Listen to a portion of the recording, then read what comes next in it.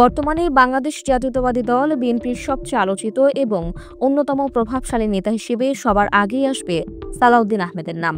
বিএনপির স্থায়ী কমিটির সদস্য গুমের শিকার হয়ে দীর্ঘ ৯ বছর ভারতে পরবাস জীবন কাটিয়েছিলেন। শুরুর দিকে আয়নাঘরের অবর্ণনীয় নির্যাতন এবং পরবর্তীতে বিভিন্ন আইনি জটিলতা ও দুই দেশের সরকারের অসহযোগিতার মুখে পড়েন সালাউদ্দিন আহমেদ।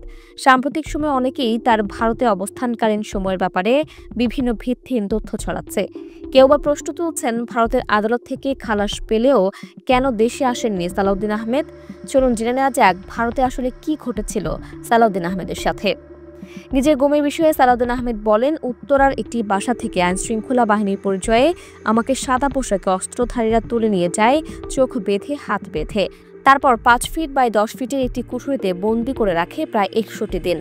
ওখানে খাদ্য দেওয়ার জন্য একটি জায়গা ছিল দরজার নিচে, বাইরে ফ্যান ছিল আওয়াজ হতো বায়ু সঞ্চালনের জন্য।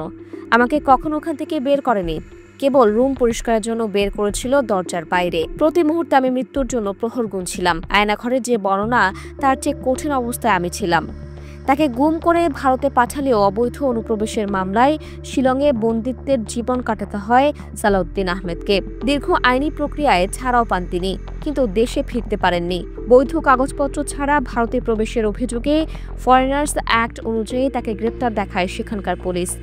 পরে সালাউদ্দিনের বিরুদ্ধে অনুপ্রবেশের মামলা এবং পরে অভিযোগ গঠন করা হয়। ২০২৩ সালের ২৮ ফেব্রুয়ারি শিলং জজ আদালত সালাউদ্দিন আহমেদকে খালাস দেন। ভারতে আদালতের রায়ে খালাস পাওয়ার পরেও তিনি দেশে ফিরতে পারেননি। এ বিষয়ে সালাউদ্দিন আহমেদ ২০২৪-এর জুন মাসে প্রথম আলোকে বলেছিলেন, আমার বিরুদ্ধে মামলা নেই, আদালত খালাস দিয়েছেন, এরপরেও ফেরত পাঠাচ্ছে না। অনেকে মনে করছে আমি আসছি না, এ নিয়ে ভুল বোঝাবুঝি আছে। আপনারা বাংলাদেশের পররাষ্ট্র মন্ত্রণালয় ভারত সরকারকে জিজ্ঞেস করেন কেন তারা পাঠাচ্ছে না, আমার তো করার কিছু নেই। খালাস পাওয়ার পর সালাউদ্দিন আহমেদ দেশে প্রত্যাবর্তনের জন্য দিল্লিতে বাংলাদেশ হাই কমিশনে আবেদন করলে তারা তাকে একটি ট্রাভেল পাস দেয়। তবে ওই পাস দিয়ে সালাউদ্দিন ভারতের ইমিগ্রেশন পার হতে পারতেন না। দেশে ফেরার জন্য দুই দেশের প্রত্যাবর্তন আইন অনুযায়ী তার এক্সিট পাস প্রয়োজন। এ বিষয়ে সালাউদ্দিন আহমেদ বলেছিলেন, দিল্লির পররাষ্ট্র মন্ত্রণালয় ক্লিয়ারেন্স দিচ্ছে না, হয়তো ঢাকার সরকার নিষেধ করে দিয়েছে, এছাড়া আর কি হতে পারে।